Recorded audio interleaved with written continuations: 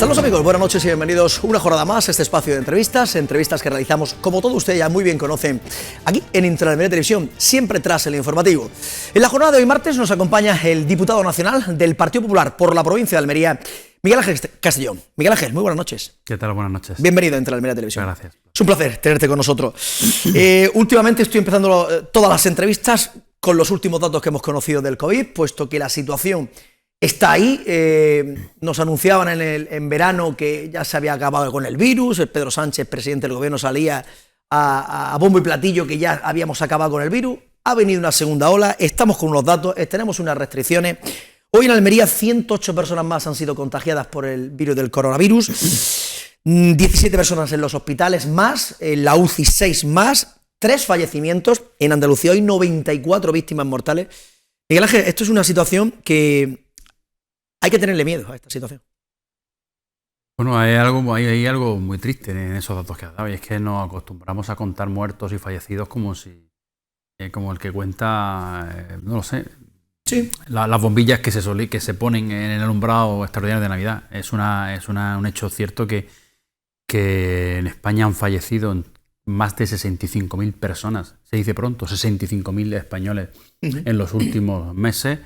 Y que la verdad son unas cifras escalofriantes que no hacen sino que tengamos que ser absolutamente responsables con una situación muy difícil, además que está teniendo no solamente unas consecuencias gravísimas en la salud y en la vida de muchas personas, sino que además, como consecuencia de ello, pues las restricciones lógicamente que se están poniendo a la libertad de movimiento, a la libertad de apertura de negocios, etcétera, está teniendo unas consecuencias económicas gravísimas para muchísimas familias. Sin duda una situación muy dura para muchos españoles, de la que desgraciadamente no hemos salido todavía, aunque podríamos estar mucho mejor si efectivamente, como en lugar de hacer lo que hizo el presidente del gobierno, que fue anunciar que habíamos terminado con el virus e irse inmediatamente después de vacaciones, si hubiesen tomado medidas, pues probablemente hoy no estaríamos con las cifras que tenemos. Esto es una pandemia global que está atacando a todos los países, pero que está teniendo un resultado desigual, teniendo en cuenta que no en todos los países se han adoptado las mismas medidas.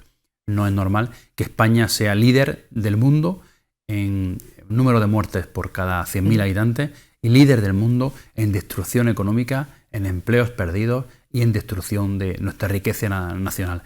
Eso es porque no se han hecho bien las cosas, porque no hay una estrategia nacional de lucha contra el virus donde se hayan tomado medidas que hayan sido consensuadas con todos los niveles de la administración, pero con un liderazgo absoluto por parte del presidente del gobierno que nunca ha estado ni se le espera.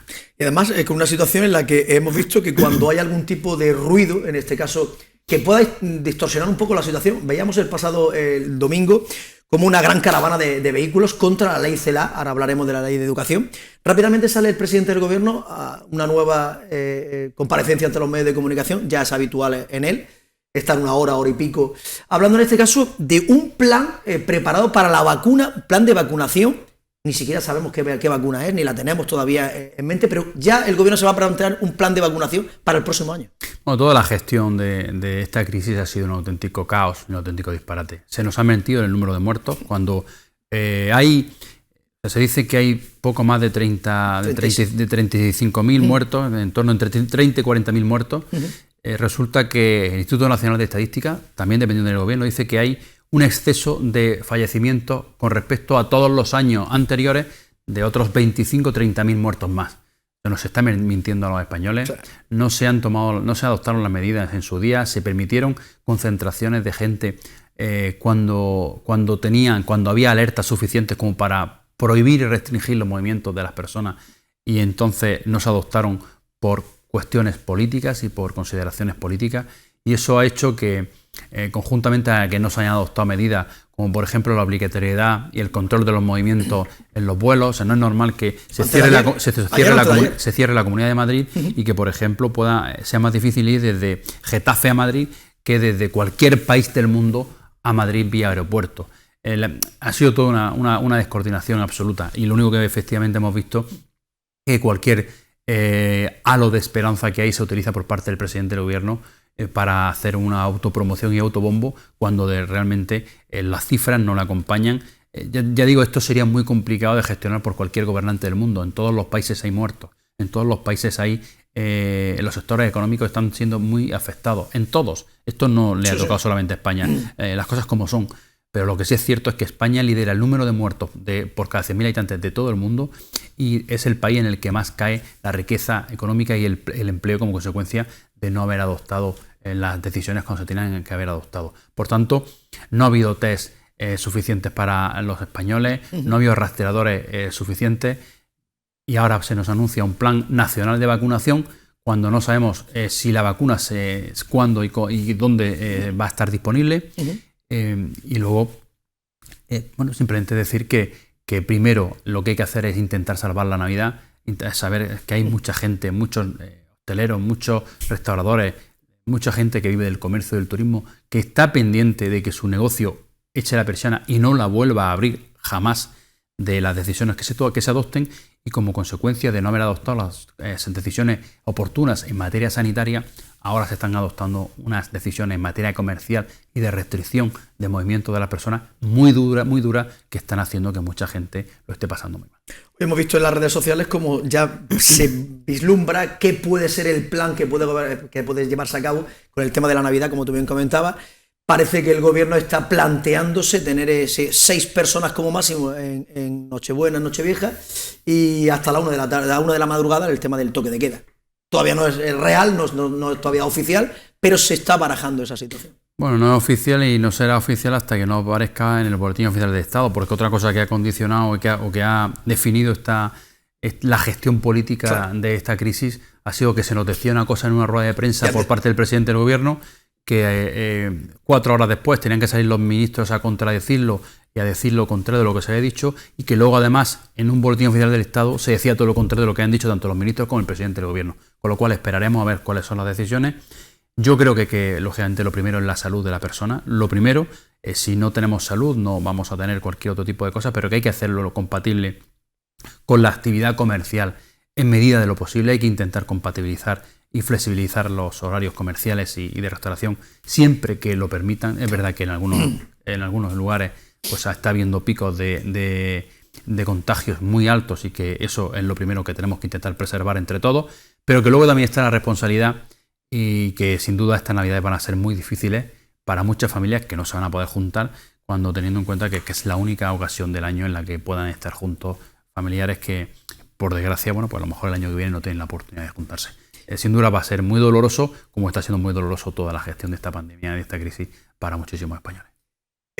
Por terminar con la situación de lo que había acontecido el pasado el domingo, esa caravana de coches, caravana de vehículos, el tema de la concertada, educación concertada, quedó un plumazo la ley CELA, la nueva ley de educación, aprobada por tan solo un voto, creo que ha sido en el Congreso de los Diputados, algo que el Partido Popular habéis criticado enormemente porque consenso cero patatero, nada de nada.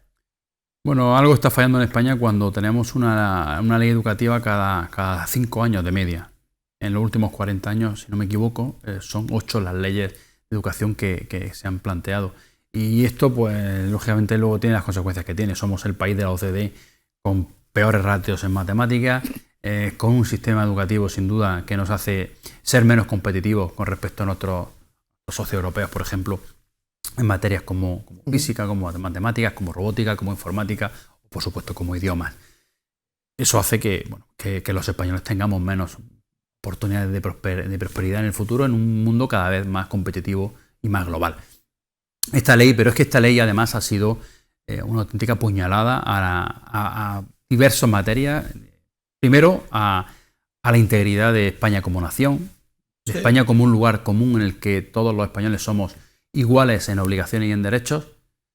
Por ejemplo, eliminando la posibilidad de que el castellano sea la lengua vehicular en las comunidades autónomas que decidan que no lo sea. Por ejemplo, lo que está pasando con Cataluña. Que un padre en Cataluña no pueda educar a sus hijos en castellano es una auténtica barbaridad y un ataque a su libertad de elección. Por supuesto, tiene la libertad de poder aprender y además es bueno que se aprenda catalán en igualdad de condiciones, si me apuras, que se aprenda inglés, que se aprenda en otro idioma, pero marginar al que quiere estudiar en castellano es un auténtico ataque a la libertad de elección y a lo más básico, que son las normas que nos dimos en la Constitución de hace 40 años. Por otro lado, el ataque a la libertad de elección en la concertada. Hay que tener en cuenta que el 25% de las familias españolas eligen un colegio concertado, que es de gestión privada, pero que recibe fondos públicos para poder educar, y que sin esa educación concertada, como decía, esos 25% de familias, casi un 40% de los alumnos españoles quedarían en la calle sin escolarizar y no sería posible su absorción por parte del sistema público o del sistema privado. Con lo cual, ahí hay un sistema que se ha forjado durante estos últimos 40 años, que ha funcionado bien y que bueno, no es la educación concertada no es una educación elitista, sino todo lo contrario. Aquí en Almería tenemos colegios en el centro de la ciudad que son concertados, pero luego tenemos colegios en el Quemadero, tenemos colegios en Los Molinos, tenemos muchísimos colegios concertados que dan servicio a muchísimas familias que tienen la oportunidad de escolarizar a sus hijos. Y como decía, también es un sistema educativo, una ley que consagra la ley del mínimo esfuerzo. O sea, que todos los alumnos puedan pasar de curso con asignaturas pendientes sin haber aprobado todo el curso, eso lanza un mensaje muy, muy pernicioso. Quiere decir que eso le dice a los alumnos que si te esfuerzas vas a tener la misma recompensa que si no te esfuerzas. Que si te tomas tus tareas en serio, que si acudes a tus clases con responsabilidad, vas a tener exactamente el mismo rendimiento académico que aquel alumno que se dedica a no ir a clase con responsabilidad, a faltar a sus tareas, a faltar a sus compromisos, en definitiva, a formarse y a forjarse como una persona con una educación mínima para poder afrontar con garantías el día de mañana una oportunidad, los retos que la vida nos pone por delante. La ley del mínimo esfuerzo, la ley del todo al 100, yo creo que no se trata de tener muchos licenciados, sino que el número de licenciados que tengamos o el número de personas sin título universitario, hagan lo que hagan, estén formados y estén formados para lo que hacen, sobre todo primero como personas íntegras, segundo como buenos ciudadanos y tercero como buenos profesionales de su materia, para la que se han preparado, independientemente de si tienen y optan por una educación universitaria, de formación profesional o, desgraciadamente, pues no tienen formación y solamente tienen unos estudios básicos. Pero lo que no es normal es que España se dedique a regalar títulos sin esfuerzo a sus alumnos, porque eso lanza un mensaje muy pernicioso a nuestros jóvenes. Esto puede ser, sin duda, el peaje que tiene que pagar el Partido Socialista, en este caso, para el apoyo a los presupuestos generales del Estado, sea lo de los independentistas, tanto catalanes como vascos, porque ya hemos visto también los vascos como ya van anunciando que llegan a Madrid a democratizar, en este caso, a todos los españoles, por la democracia que hay tanto en el País Vasco. Sin duda hay una ruta, una hoja de ruta que tiene encima de la mesa desarticular el sistema constitucional y democrático de España. Esa hoja de ruta está suscrita por Esquerra Republicana, por Bildu y por Podemos, pero lo grave de eso es que esa hoja de ruta ha sido asumida por el presidente del gobierno, por Pedro Sánchez, incluso en contra de muchos de sus compañeros del Partido Socialista, que están viendo con resignación, con estupor y con sonrojo cómo se está tirando por tierra la historia democrática, la historia de lucha por unos valores donde más hacía falta, por ejemplo en el País Vasco, que siempre fueron bandera de muchos socialistas. Pero todo esto es por seguir en el poder, solo exclusivamente. Absolutamente, yo creo que el presidente del gobierno, Pedro Sánchez, no hace una cosa y dice la contraria, es incoherente, falta la verdad a los españoles, nos miente permanentemente, es capaz de todo, tiene una ambición sin duda, sin límites, y todo como consecuencia de seguir en el poder. Lo que pasa es que el fin no debería de justificar los medios, y más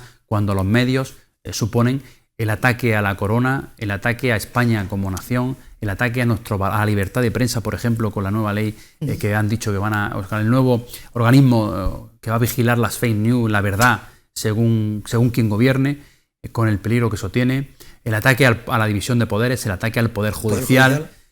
Intentar copar todos los frentes, eso sin duda se están rebasando demasiadas líneas rojas y como decía, todo forma parte de una hoja de ruta puesta encima de la mesa por parte de los nacionalistas, pero plenamente asumida por el presidente del gobierno, que debería de estar en la Moncloa, debería acudir al Congreso de los Diputados a defender siempre España, a los españoles, y que todos los españoles seamos iguales en derechos y en oportunidades. Hablando de los presupuestos generales del Estado, ya calificado, ya lo tuvimos la última vez que estuviste con nosotros, calificar estos presupuestos que se han presentado como una estocada a la agricultura, claramente al sector del transporte, al mármol, a la familia. Y por tanto, habéis presentado una alternativa con 36 enmiendas reales y realizables de 160 millones de euros para la provincia de Almería, que es lo que nos interesa. Sí, nosotros dijimos que creemos que son unos presupuestos muy malos y no lo hemos dicho nosotros porque hemos utilizado además los argumentos que han puesto encima de la mesa el Banco de España, el AIREF, la Comisión Europea y muchísimas consultoras independientes que han dicho que los presupuestos son imposibles de cumplir porque aumentan, la única verdad que tienen es que aumentan los ingresos como consecuencia de las subidas de impuestos a las familias y a las empresas, y en Almería sobre todo porque se aumentan, por ejemplo, impuestos como el plástico, se aumentan impuestos como por ejemplo a las primas de seguros. ¿Qué ciudadano no tiene un seguro o qué empresa no tiene seguro? En definitiva, es una auténtica estocada a muchísimas personas. Se dijo que se iban a subir los impuestos a los ricos y yo creo que los ricos tienen los mismos seguros que las clases medias, que las clases trabajadoras. El consumo del plástico, el consumo de bebidas azucaradas, pues la verdad que son cosas, hábitos que todos tenemos, hábitos que cualquier persona normal, que no es precisamente un rico, tiene que afrontar esos gastos a final de mes, y a todo eso es a quien le suben los impuestos. Sin embargo, unos presupuestos que crecen un 25% en su totalidad no ven en nuestra provincia de Almería cómo se recogen todas las demandas pendientes que tenemos. Yo creo que por eso hemos presentado unas enmiendas para que se voten en el Congreso de los Diputados, para que los diputados del Partido Socialista y de Vox, que por ejemplo no han presentado ninguna enmienda, no sé si porque no conocen la provincia de Almería o porque no vienen siquiera por aquí y tampoco se les espera, pero lo cierto es que hemos presentado, como decía, esas 32 enmiendas, 36 enmiendas irrealizables, de las cuales pedimos una remodelación integral de, por ejemplo, la carretera del Cañarete para que no haya que hacer más parches en ella y no pongamos en peligro la vida de los que por ahí circulan. Sí. Un arreglo total de la A7 que está destrozada por el levante. El soterramiento en la ciudad de Almería, pero todo además con partidas muy lógicas, nada desorbitadas, para que puedan ser aceptadas y para que puedan ser apoyadas por todas las fuerzas políticas. En definitiva, regadíos, desalación, el arreglo de nuestras playas, por aquí ejemplo aquí de Almería de la del Toyo, ese tercer carril de Almería Roqueta de Mar, el tercer carril de la A7, los enlaces de la A7 con los municipios. En definitiva son 132 millones de euros, pero que realmente son enmiendas muy lógicas, que se pueden llevar a cabo y que se pueden integrar en los presupuestos, y por lo tanto esperamos que otras fuerzas políticas las apoyen, porque si no estarían retratándose muy mucho de que su interés no en la provincia de Almería, sino que su interés está más lejos de aquí y se centra o converge más con el interés del gobierno, del presidente del gobierno de Pedro Sánchez, y no de los problemas reales que tenemos los almerienses. La última, Miguel Ángel. El ingreso mínimo vital en la provincia de Almería, ¿ha servido para algo? Bueno, ha sido un auténtico fracaso esa gran medida social, de escudo social, que se anunció por parte del presidente del gobierno y del vicepresidente Pablo Iglesias. Lo que sí tenemos son una cifra de gestión en la provincia de Almería que nos ha dado el propio gobierno en una pregunta que hicimos en el Parlamento por escrito, y que nos ha respondido que de 22.000 solicitudes hasta ahora se han tramitado solamente 8.000, con lo cual hay una serie de personas que han solicitado el ingreso mínimo vital y que ni siquiera su expediente han tenido tiempo de verlo. Por dejarlo claro, 22.470 solicitudes, solo resulta favorablemente 3.500. Y se han denegado 4.693. Por lo cual se han estudiado 8.000 expedientes, de los cuales solamente poco más de 3.000 han tenido el visto bueno y son favorables a esa concesión de ayudas, pero es que tenemos otras 14.000 solicitudes que ni siquiera se han mirado todavía por los servicios del Servicio Público Estatal de Empleo. Por tanto, hay un caos en la gestión. Esa medida estrella que se anunció no lo ha sido, no se está ayudando a las personas que lo están pasando realmente mal. Hay mucha gente que no llega a final de mes porque esta situación, esta crisis se está llevando por delante, se está llevando la economía familiar de mucha gente por delante, y vemos como esa medida ha sido un rotundo fracaso, otro más de Pedro Sánchez. Miguel Ángel Castañón, diputado nacional del Partido Popular por la provincia de Almería, ha sido un placer tenerte una vez más con nosotros. Sabes que tienes las puertas abiertas de Inter Almería. En cuanto a tu extensa agenda, porque tenemos una sabes que tiene una extensa agenda, puedas venir nuevamente por aquí para contar temas importantes para la provincia de Almería y de una vez por todas ver si esa en este caso, las resoluciones que habéis presentado para el tema de los presupuestos generales de Estado, esas enmiendas pueden salir adelante, como tú bien comentas, que el Partido Socialista podría bien apoyarlas. Sí, señor. Muchas gracias y es siempre un placer venir y estar con vosotros. Muchas gracias, Miguel Ángel. Buenas noches. Pues nada más, amigos. Hasta aquí la entrevista de la jornada de hoy. Como siempre, nosotros volveremos mañana miércoles a partir de las 9 de la noche aquí en Interal Almería Televisión, en el espacio de la entrevista. A todos nada más que nos queda desearles que pasen una feliz noche.